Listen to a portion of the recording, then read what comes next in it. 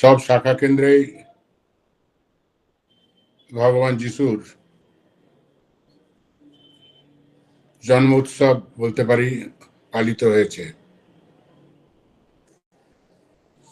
আর একটি গুরুত্বপূর্ণ দিন, যেই ক্রিসমাস ইভ, এই যিশু খ্রিস্টের জন্মের প্রাক সন্ধ্যা, সেই দিনে রাত্রিবেলায় রামকৃষ্ণ মিশনের একটা গোড়াপত্তন হয়েছিল বলা যেতে পারে। অর্থাৎ সেই দিন আটপুরে অগ্নিকে সাক্ষী রেখে নরেন্দ্রনাথ এবং তার গুরু ভাইরা সন্ন্যাস গ্রহণের সংকল্প নিয়েছিলেন। কারণ সেদিন নরেন্দ্রনাথ যিশুর সম্পর্কে বলছিলেন এবং বলতে বলতে নরেন্দ্রনাথ স্বয়ং এবং অন্যান্য গুরু ভাইরা ভাবস্থ হয়ে গেছিলেন এবং সকলেই উপলব্ধি করলেন, বিশেষ করে নরেন্দ্রনাথ, এই যিশু খ্রিস্টের ত্যাগ, সেবা, সহানুভূতি, ভালোবাসা, বিশেষ করে তার ত্যাগ এবং সেবা, দ্য স্যাক্রিফাইস, নিজের জীবনের আহুতি দিয়ে যীশু খ্রিস্ট যে জনকল্যাণ কাজ করেছেন, বিশ্ব কল্যাণের কাজ করে গেছেন, তা আপনার সকলে সেটা জানেন। সেই নরেন্দ্রনাথ সংকল্প নিলেন সকলে যিশুর জীবন আদর্শকে সামনে রেখে তারা সন্ন্যাস গ্রহণ করবেন, ঘর বাড়ি ছেড়ে দেবেন। এবং তাই হলো। এবং পরবর্তীকালে যখন সকাল হতে চলেছে, এ সমস্ত হয়ে যাওয়ার পরে তখন তারা জানলেন যে ক্রিসমাস ইভ, অর্থাৎ যীশু খ্রিস্টের জন্মের প্রাক সন্ধ্যা, সেই সময় তারা এই সংকল্প নিয়েছিলেন। সেই দিক দিয়ে আজ 24শে ডিসেম্বর রামকৃষ্ণ মিশনের ইতিহাসে একটি বিরাট ঘটনা, বলা যেতে পারে আধ্যাত্মিক ঘটনা। সেই জন্যই আমরা সর্বত্র 24শে ডিসেম্বর, এখন অনেকেই বলে ধ্বনি উৎসব বা যীশু খ্রিস্টের জন্ম তিথি ইত্যাদি আমরা পালন করি, জন্মদিন পালন করি। কিছুদিন পরে আবার আসছে আরেকটি বিশিষ্ট দিন, বিশেষ দিন, যে দিনটির জন্য আমরা সকলে অপেক্ষা করে থাকি। সেটি হচ্ছে কল্পতরু দিবস, 1 জানুয়ারি।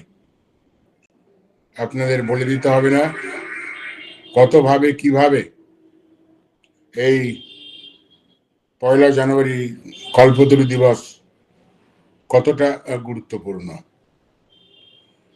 এই ঠাকুরের শরীর যাওয়ার আগে, কয়েক মাস আগে, ঠাকুর বলেছিলেন, খুব সম্ভবত প্রেমানন্দজিকে বা যাকে কেউ বলছিল, মাকে বলেছিলেন, যাই হোক, তিনি বলেছিলেন যাবার আগে হাটে হাঁড়ি ভেঙে দিয়ে যাব। আমরা জানি, সাধারণত বলে থাকি যে দেখো সব কিন্তু হাটে হাঁড়ি ভেঙে দিয়ে যাব, যা কিছু গুপ্ত সব জানিয়ে দিয়ে যাব। শ্রীরামকৃষ্ণ ঠিক প্রকাশ্যে নিজের স্বরূপকে তিনি বিকশিত করেননি বা প্রকাশ করেননি। আপনারা জানেন, শ্রীরামকৃষ্ণ একদিন গুপ্ত রেখেছিলেন নিজের স্বরূপকে, কিন্তু 1 জানুয়ারির দিন তিনি কিন্তু স্বয়ং তার যে স্বরূপ, সেই স্বরূপে তিনি প্রকাশিত হয়েছিলেন এবং অযাচিতভাবে ভক্তদের কৃপা করেছিলেন। এবং আজকের দিনটি অর্থাৎ 1 জানুয়ারি, যদিও ভক্তেরা, রামবাবু ইত্যাদি ভক্তেরা কল্পতরু দিবস হিসাবে পালন করেছিলেন, আজ অব্দি পালন করে আসছে ভক্তেরা, কিন্তু স্বামী শারদানন্দজি ওই 1 জানুয়ারি দিনটিকে কিন্তু তিনি কল্পতরু হিসাবে অভিহিত করেননি। তিনি বলেছিলেন যে আত্মপ্রকাশে অভয়দান, অর্থাৎ তিনি বলেছিলেন যে শ্রীরামকৃষ্ণ সেদিন নিজের যে স্বরূপ তাকে প্রকাশিত করেছিলেন এবং অভয়দান নিজের স্বরূপে প্রকাশিত হয়ে তিনি সকলকে কৃপা করে গেছেন।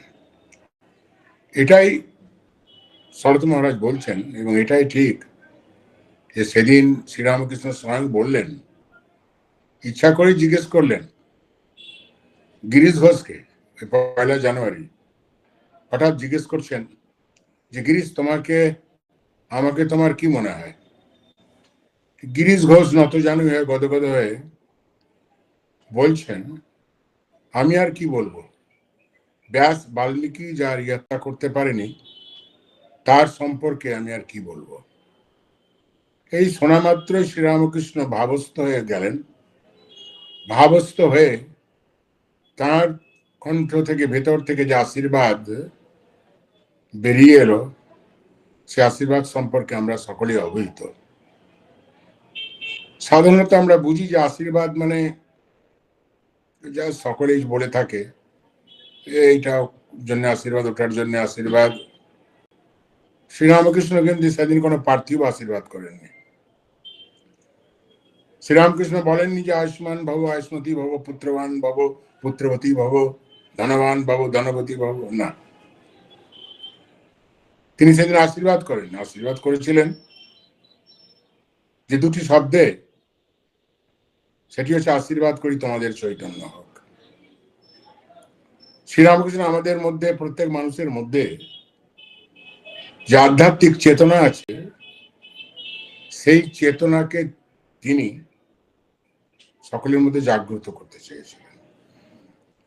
এটাই ছিল শ্রীরামকৃষ্ণের জীবনের ব্রত। সেই জন্য শ্রীরামকৃষ্ণ এই ধরাধামে এসেছিলেন। এই চৈতন্য জাগরণের কাজ শ্রীরামকৃষ্ণ যে জীবনের শেষ দিন অবধি করে গেছেন। এবং ভাবলে অবাক লাগে, যখন তিনি কাশীপুরে অত্যন্ত অসুস্থ, ক্যান্সারে আক্রান্ত, গলা দিয়ে রক্তপুঁজ ইত্যাদি বেরিয়ে আসছে, কিছু খেতে পারছেন না, শরীর অত্যন্ত দুর্বল, ডাক্তারেরা বলছেন আপনি কথাবার্তা বলবেন না, আপনি বেশি কথাবার্তা বলেন। কিন্তু শ্রীরামকৃষ্ণ ডাক্তারের যে বাধা নিষেধ, সেটা মানেননি। শ্রীরামকৃষ্ণের কাছে তখনও অসুস্থ অবস্থায় যারাই আসছে তার কাছে, সে গৃহী হোক, সে সন্ন্যাসী হোক, যেই হোক, সকলের সঙ্গে তিনি ঈশ্বরীয় কথাবার্তা বলছেন। এবং দেখা যাচ্ছে যেমন তিনি মুখ দিয়ে ঈশ্বরীয় কথাবার্তা বলছেন, অন্যদিক দিয়ে গলায় যে ক্ষত, সেই ক্ষত থেকে রক্তস্খলন হচ্ছে। তাই তার এই যে রক্ত শেষ বিন্দু, তার শরীরের রক্তের যে শেষ বিন্দু, সেটি কিন্তু ক্ষয়িত হয়েছে আমাদের সকলের মধ্যে সেই আধ্যাত্মিক চেতনাকে জাগ্রত করার জন্য। এবং এই আমার মনে হয় আধ্যাত্মিক ইতিহাসে এইরকম ভাবে, অযাচিত ভাবে এরকম আশীর্বাদ করে দিয়ে গেছেন, বিশেষ করে আধ্যাত্মিক আশীর্বাদ, দ্য স্পিরিচুয়াল ব্লেসিং, যে তোমাদের সকলের চৈতন্য হোক। অনেকেই বলেছিলেন তখন, বা আমরা কখনো কখনো বলি, আরে শ্রীরামকৃষ্ণ কিছুই এরকম আশীর্বাদ দিলেন না, 2-4টে পয়সা হবে, এ হবে, অনেক কিছু হবে, কিছুই বললেন না, শুকনো আশীর্বাদ। বুঝতে হবে শুকনো আশীর্বাদ নয়, শ্রীরামকৃষ্ণ যে আশীর্বাদ দিলেন, একটু যদি তলি আমরা দেখি তাহলে দেখব সর্বকালে সর্বদেশের সর্বশ্রেষ্ঠ আশীর্বাদ, আশীর্বাদ করি তোমাদের চৈতন্য হোক।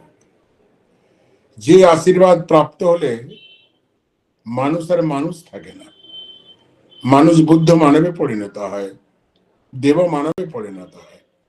মানুষের মধ্যে একটা বিরাট পরিবর্তন, রূপান্তরণ আছে, ট্রান্সফরমেশন। সেই আশীর্বাদই শ্রীরামকৃষ্ণ করেছিলেন এবং সেদিন তার স্বরূপকে প্রকাশ করে তিনি হাটে হাঁড়ি ভেঙে দিয়ে গেলেন।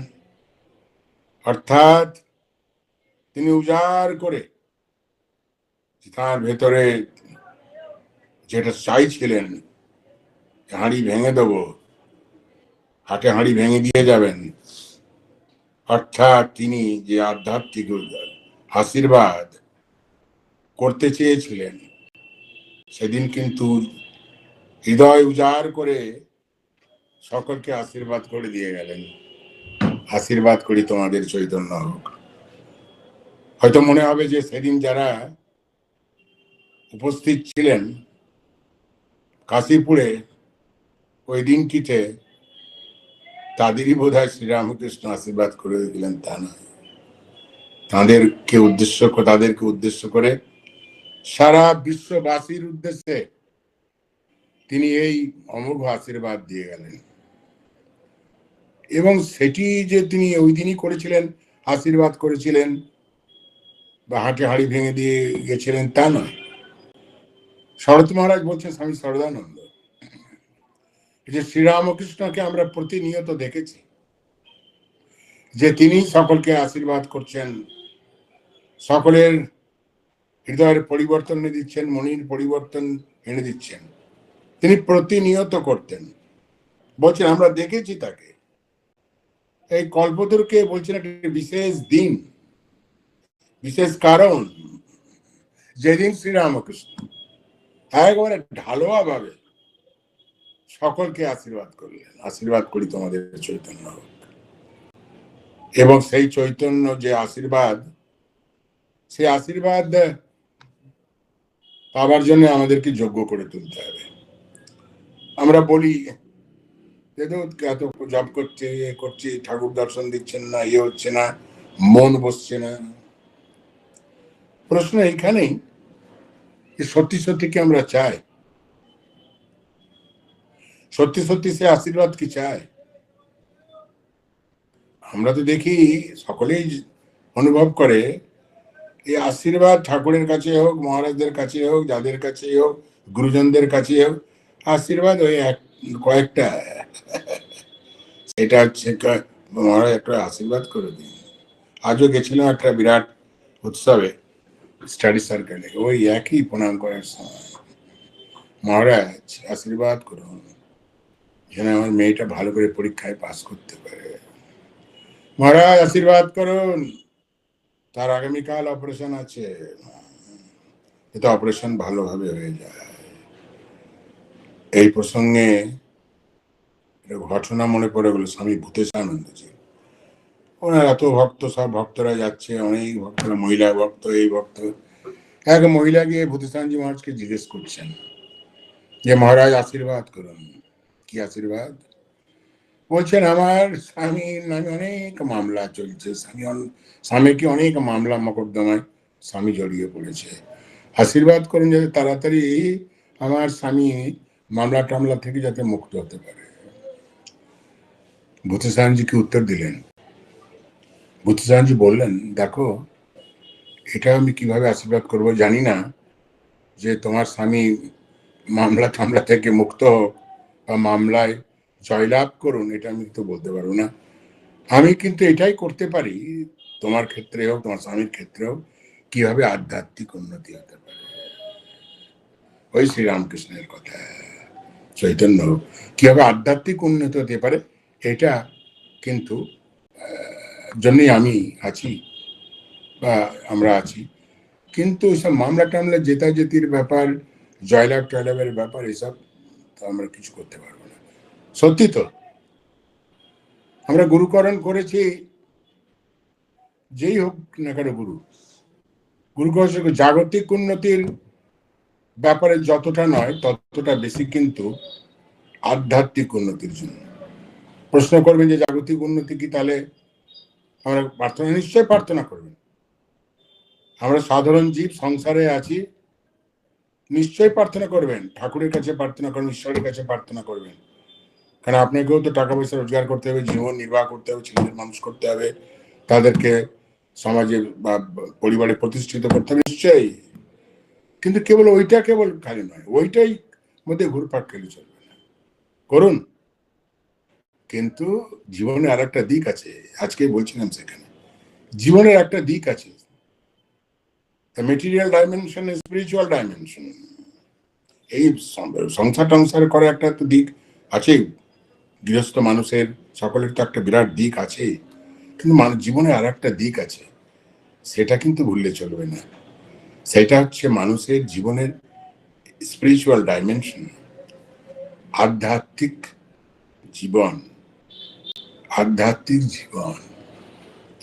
অনেকে আবার প্রশ্ন করে, সেই দিনই গেছিলাম কলকাতায় বলরাম মন্দিরে, কেউ শুনে থাকবেন, তা প্রশ্ন উত্তর পর্বে অল্পই ছিল অন্য সময়, যে মহারাজ এই জাগতিক জীবন, সাংসারিক জীবন, আবার তার সঙ্গে সঙ্গে আধ্যাত্মিক জীবন কি সম্ভব? নিশ্চয়ই সম্ভব, নিশ্চয়ই সম্ভব। শ্রীরামকৃষ্ণ এই আধুনিক যুগে তিনি দেখিয়ে দিয়ে গেছেন, মা শারদা তো আরো ভালোভাবে দেখিয়ে দিয়ে গেছেন, সংসারে থেকেও মানুষ কিভাবে আধ্যাত্মিক হতে পারে। আধ্যাত্মিক হওয়ার জন্য কোনো আলাদা সময় বা কোনো টাকা পয়সা খরচা করা বা সারা রাত জেগে পরিশ্রম করতে হবে না। কি করতে হবে? করতে হবে মানসিকতার পরিবর্তন, দৃষ্টিকোণ, দৃষ্টিভঙ্গির পরিবর্তন চাই।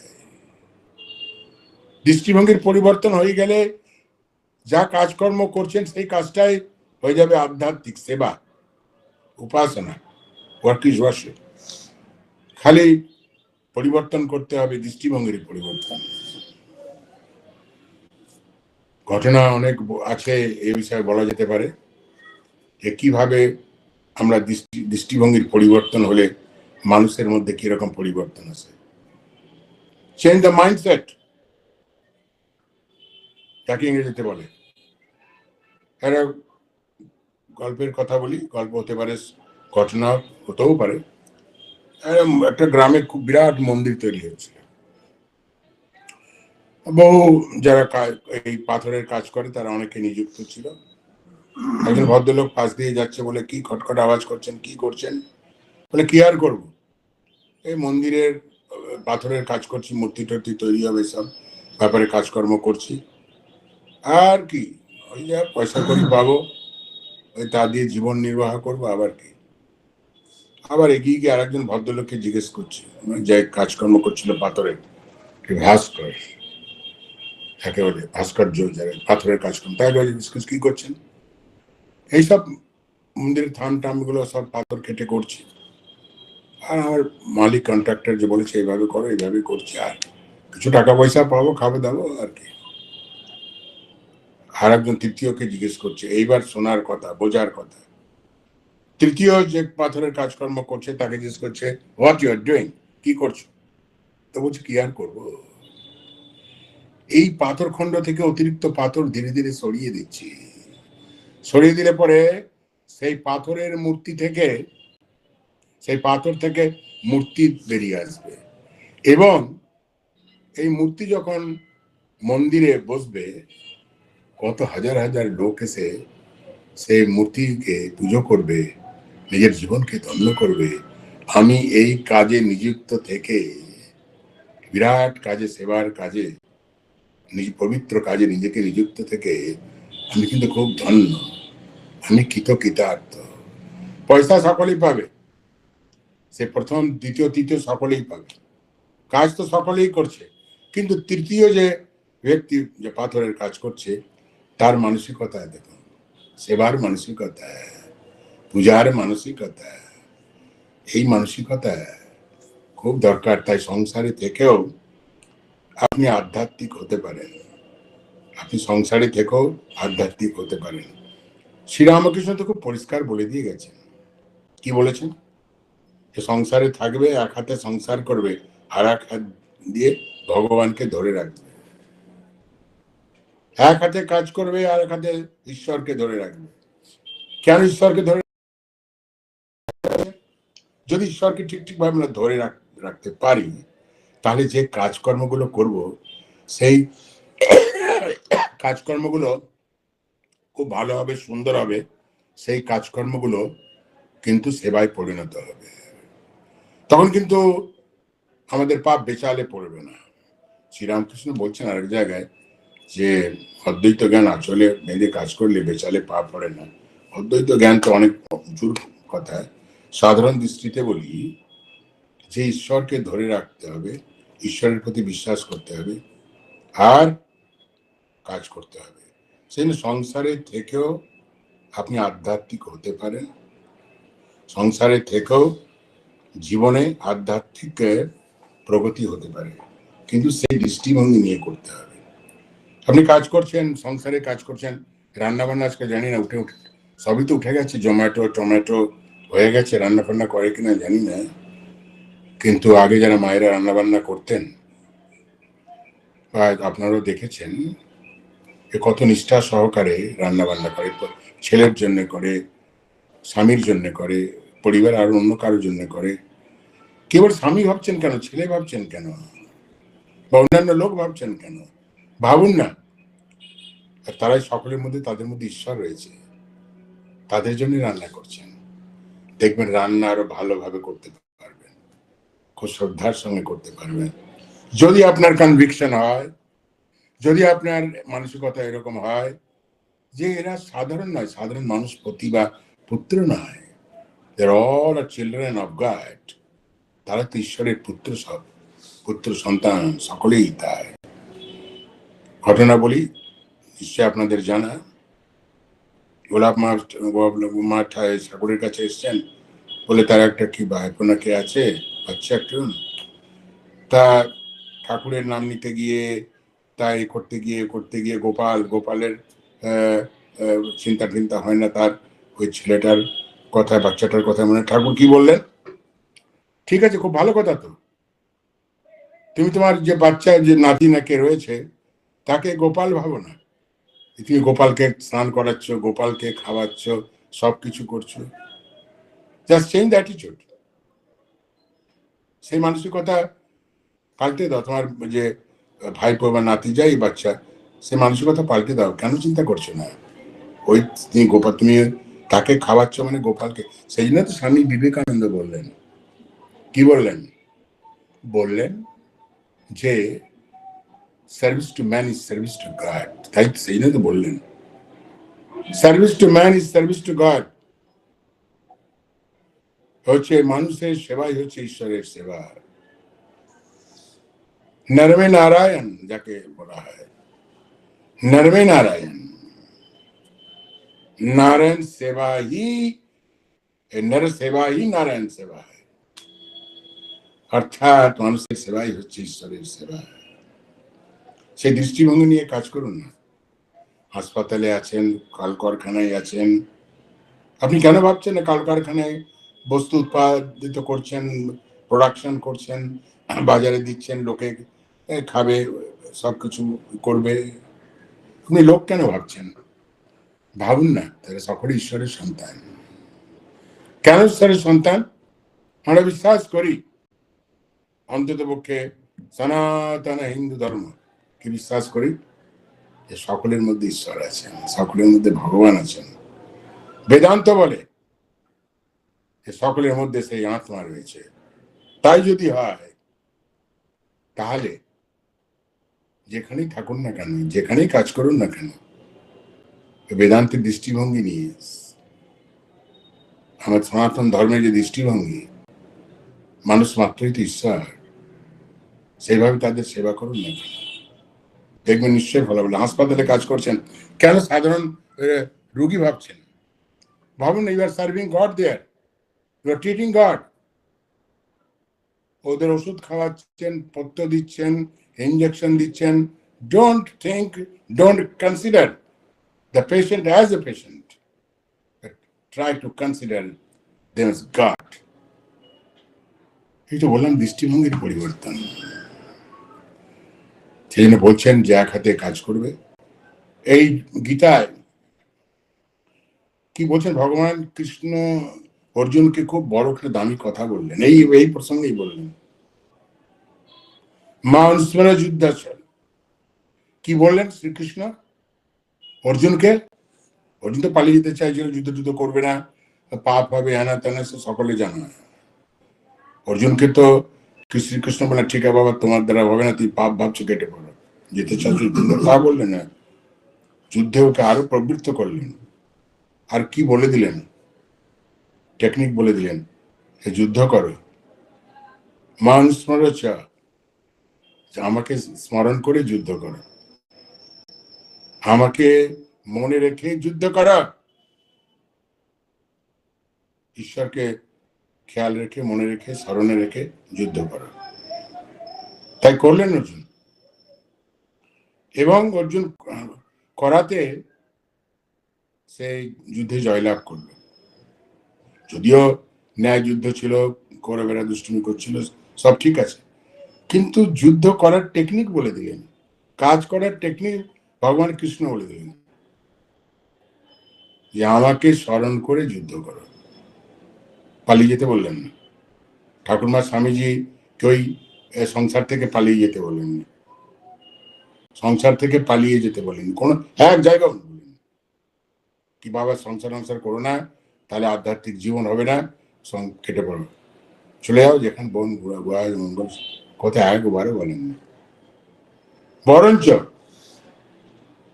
তারা, যে ঠাকুরের কথাই বলি, মায়ের কথাই বলি, তারা বরঞ্চ বলেছেন যে মা বলছে, মা তপস্যা করতে যাবো, একজন সন্ন্যাসী, ইয়াং সন্ন্যাসী, মা সারা তপস্যা করতে যাব, কাজকর্ম তো অনেক হলো, আর কি তপস্যা করি। মা বললেন, বাবা ঋষিকেশ তপস্যা করবে তো, কিন্তু আমি তো জানি, শুনেছি তপস্যা ঈশ্বরের স্মরণ মরণ তো মাথায় উঠে যায়। ওই সকাল থেকে, এখনো কিন্তু আছে, আমি তো উত্তরাখণ্ডে ছিলাম, ওই সকাল থেকে ওই ভিক্ষা সংগ্রহ করা, এই করা, খাওয়া দাওয়া, ভিক্ষা আনতে যাওয়া, নিতে যাওয়া, এ করা, গরম করা, এ করা, এই অন্ন সংগ্রহ করতে করতে সব সময় কেটে যাচ্ছে। They are rather, Holy Mother discouraging that sannyasi. No, don't go for tapasya. Do tapasya here. এখানে এই আশ্রমে বসেই তপস্যা করো, আশ্রমে বসেই তোমার সব হবে। অর্থাৎ কেন? যে তুমি চাইছো কিভাবে আধ্যাত্মিক জীবন গড়ে উঠবে, এই দৃষ্টিভঙ্গির পরিবর্তন করে, সে সন্ন্যাসী হোক, গৃহী হোক, সে আধ্যাত্মিক পথে এগিয়ে যেতে পারে। সেই জন্য শ্রীরামকৃষ্ণ কোনোদিন পালিয়ে যেতে বলেননি। অনেকেই মহারাজ কি করে কাজ করবো, এত ব্যস্ত, আধ্যাত্মিক জীবন কি করে করব। শ্রীরামকৃষ্ণ কি বললেন, খুব সুন্দর বললেন, এত ভালো উদাহরণ, যে কাজ করবে সংসারে বড় লোকের দাসীর মতন। এখন দাসী ফাঁসি সব বোধহয় কনসেপ্ট উঠে গেছে, এখন দাসী ফাঁসি আর নেই। দাসীর জায়গায় এসছে, ভালো, গুড, দাসীর জায়গায় এসছে সব ওয়াশিং মেশিন, তার প্লেট ওয়াশার, অমুক তমুক, খটখট সব কাজকর্ম কিচ্ছু নেই, কোনো পরিশ্রম নেই। যাই হোক, ডিফারেন্ট ইস্যু, সময়ের পরিবর্তনের সঙ্গে সঙ্গে দাসীর মতন থাকবে, দাসীর মতন থাকবে, বড় লোকের দাসীর মতন বাড়িতে থাকবে। সংসারের কাজ কঠিন, অনাসক্ত ভাবে কাজ করা কঠিন, খুব কঠিন। কঠিন তো আছেই, সহজ কি? আধ্যাত্মিক জীবন ভাববেন না খুব সহজ, খুব কঠিন। সবাই জানবেন এটা খুব ভালো করে, ইটস ভেরি ডিফিকাল্ট।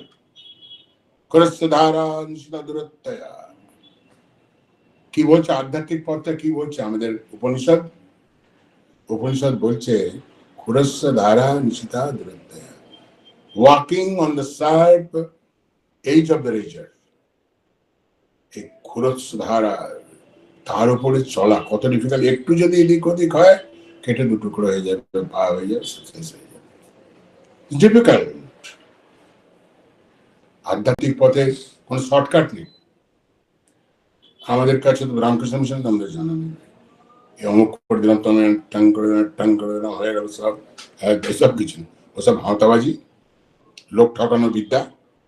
শ্রীরামকৃষ্ণ নিজেও আকার ইঙ্গিতে বুঝিয়ে দিয়েছেন। No shortcut, no bypass, no instant coffee. Instant coffee বাস কিছুই করতে হবে, গুড করে সব মিশানো আছে। আধ্যাত্মিক পথ not instant coffee. You have to do tapasya, you have to meditate, you have to practice, spiritual practice করতে হবে। সেই জন্য শ্রীরামকৃষ্ণ ওইসব জাগতিক আশীর্বাদ করলেন না। আপনি জানতেন জাগতিক আশীর্বাদ করলে টাকা পয়সা হবে, অনেক কিছু হতে পারে, গাড়ি বাড়ি দুল ফুল এই সেই হেনা তেনা অনেক কিছু হতে পারে। জানতেন এই সমস্ত জাগতিক জিনিস, পার্থিব জিনিস, only for few days. They are very impermanent in nature. আজ আছে কাল নেই, আজ আছে কাল নেই, আপনার সংসারে আছেন জানেন। সেই জন্য শ্রীরামকৃষ্ণ দামি কথা বলেছিলেন। বলুন তো কি বলেছিলেন? যদি জানতাম জগৎটা সত্যি, এসব পার্থিব জিনিস সত্যি, তাহলে কি করতাম? কামার পুকুরটা সোনা দিয়ে মরে যেতাম। হ্যাঁ, সেই জন্য তো মরলেন না। আমি জানেন যে মরে লাভ নেই, এ তো দুদিন পরে আবার কি সব উলট পালট হয়ে যাবে। সেই জন্য এই যে হাঁড়ি ভেঙে দেওয়া এবং নিজের স্বরূপকে তিনি প্রকাশ করলেন। আদিন গুপ্ত রেখেছিলেন, লোককে জানতে যাননি। যেমন মাও চিরকাল গুপ্ত রেখেছিলেন, লুকিয়ে রেখেছিলেন, নিজেকে লুকিয়ে রাখা। মাও কখনো কখনো খুব কম নিজের স্বরূপকে তিনি প্রকাশিত করেছেন। ওই অক্ষয় টক্ষয় এরা সব খুব চাপা চাপিতে যখন বলল বলো তুমি কে, যখন মা কিছুতেই বলতে চাইছেন না, গুপ্ত রাখতে চাইছেন। আর ওই অক্ষয় নাকি নাম ছিল, কে অক্ষয় তো নাকি, আরে যাচ্ছিল কামারপুকুর থেকে এখানে দক্ষিণেশ্বর। হ্যাঁ শিবু, আমার মনে রাখছে না, বড় হয়ে গেছে কারণ ভুলে যাচ্ছে। তো যাই হোক, সেই শিবুদা কিছুতেই ছাড়বে না, দুষ্ট আছে। বলো তুমি কে? মা বলতে চায়, আরে আর কি, আমি আর কে, ওই তো। শিবুদা দুষ্টু ছিল একটু, নাচের বান্ধা। সে বলে পুঁটলি নিয়ে বসে পড়লো, এবার তুমি এগো, আমি আর যাবো না। মা দেখলেন বিরাট বিপদ। হ্যাঁ রে হ্যাঁ, সেই আমি কালী। মা নিজের মুখ দিয়ে বললেন যে সেই আমি আমার কালী জগদ্ধাত্রী।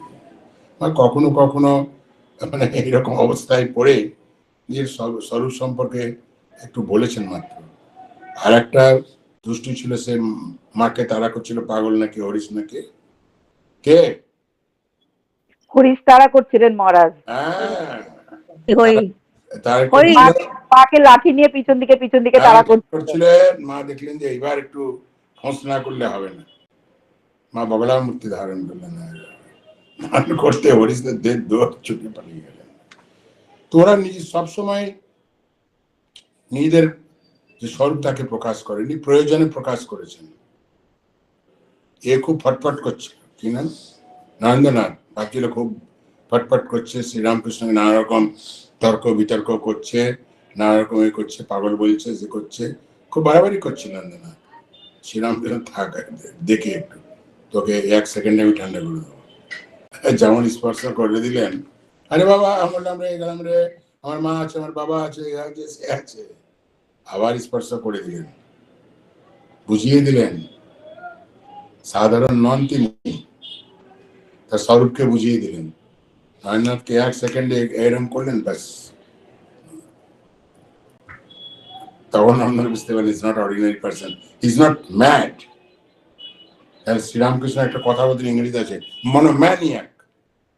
শ্রীরামকৃষ্ণ আছে মনোম্যানিয়াক, ইংরেজি ডিকশনারি দেখেন মনো নেই কি, ওই পাগল ধরনের।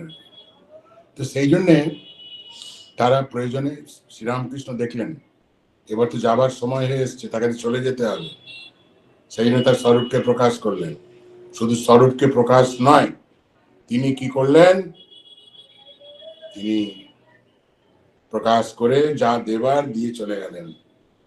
বিরাট দেওয়া, এই খালি টাকা পয়সার ধন দৌলত দেওয়া নয়, বিরাট অমোঘ আশীর্বাদ করে সমস্ত সমগ্র মানব জাতিকে তিনি আধ্যাত্মিক চেতনায় চেতায়িত করলেন, এবং সেই প্রক্রিয়া এখনো জারি। শ্রীরামকৃষ্ণ ভাবেন শ্রীরামকৃষ্ণ চলে গেছে আর কিছু করার নেই, না। শ্রীরামকৃষ্ণ জানতেন যে আমার চলে যাবার পরে অবর্তমানে, শারীরিক অবর্তমানে যাতে চৈতন্য জাগরণের কাজ চলতে থাকে, যাতে অব্যাহত থাকবে, যদি চলতে থাকে, সেজন্য তিনি তো এই সন্ন্যাসী শিষ্য করলেন। তারপরে কেবল তাই নয়, সেই জন্য তো তিনি এই সংঘ প্রতিষ্ঠা করলেন, যাতে যুগ যুগ ধরে তার এই চৈতন্য জাগরণের কাজ, যে জন্য তিনি এসেছিলেন, সেই চৈতন্য জাগরণের কাজ যাতে স্তব্ধ না হয়, অব্যাহত থাকে, তাই তিনি সব ব্যবস্থা করে দিয়ে গেলেন।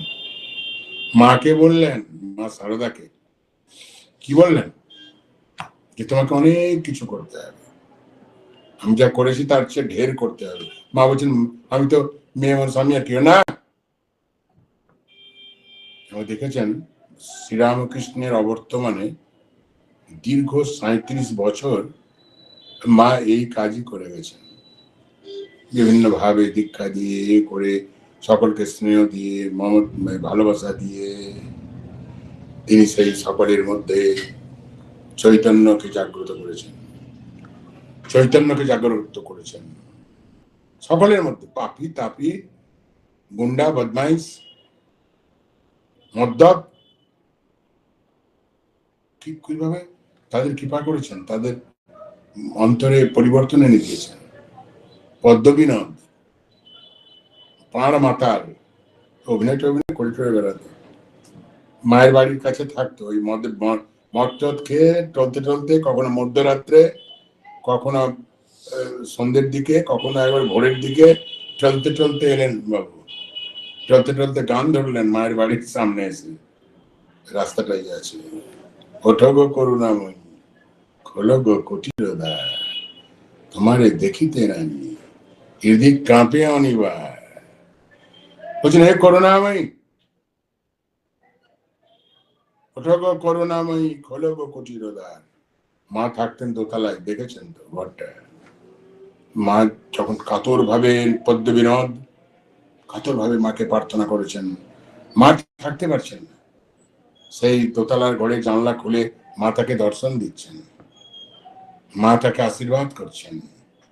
আর পদ্মবিনোদ মাকে দর্শন করতে পেয়ে আনন্দে বিভোর হয়ে রাস্তা সেখানে তিনি গড়াগড়ি দিচ্ছে, আর লাস্টে বলছে, তুমি দেখো আর আমি দেখি, আর যেন কে নাহি দেখে। দোস্ত শরৎ মহারাজকে পদ্মবিনোদ দোস্ত বলতে খুব ভয়ও পেত। শরৎ মহারাজ বকাবকি করে, দেখ মধ্যরাত্রে এসে এই করে মামা করে চিৎকার করে মায়ের ঘুম ভাঙাচ্ছে, করছে, বলে বাবা এসে আমাকে আপত্তি করে এই ব্যাপারে, যে তুমি দেখছো আর আমি দেখছি, আর যেন নাই দেখে। এই হচ্ছে সব ব্যাপার। তাই যাই হোক, আমাদের কাজ হবে চেষ্টা করতে হবে। খালি মহারাজ কিছু হচ্ছে না, এ হচ্ছে না, সে হচ্ছে না, কিছুতে মন বসছে না, এইসব বলে ছাড়লে চলবে না, ওইভাবেই হবে, ওইভাবেই করেছি। আর একটা কথা বলি, আমরাও বড়দের বড়দের বলতাম, মহারাজ আমরা যখন ছোট ছিলাম রাম মিশনে জয়েন করার পরে, মহারাজ খুব মন চঞ্চল, এ হচ্ছে না, সে হচ্ছে না, মন বসছে না। বসছে না তো, যে বসছে না, যে হচ্ছে না, এটা অনুভব করছো, মানে you are progressing in spiritual life. এটা কজনে অনুভব করে, হচ্ছে কি হচ্ছে না, কে ডোন্ট বদার, কি তুমি অন্তত ওকে বুঝতে পারছো যে এটা হচ্ছে না, চেষ্টা করছো, এটাই জানবে তুমি আধ্যাত্মিক হতে এগোছো, পজিটিভ।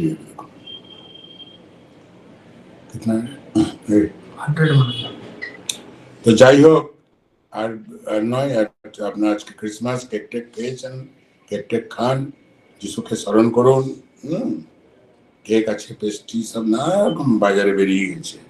আজ তো খুব হল্লোড় হয়ে গেছে, আনন্দ করছে সবাই। বিদেশে তো কথাই নেই। আমাদের দেখছি আমরাও সাহেব হয়ে গেছি এখন, বহুদিন থেকে দেখছি আমি। যত না পয়লা জানুয়ারিতে ভিড় ভাড় নিউ ইয়ার পালন করি, পয়লা বৈশাখে অতটা করি না, বা আমাদের ভারতীয় নতুন বর্ষে অতটা করি। ভালো, তবে বেশি মনে করেন না করাই ভালো আর কি। তো যাই হোক, ভালো থাকুন, আনন্দে থাকুন, আপনারা শান্তিতে থাকুন, এটাই প্রার্থনা।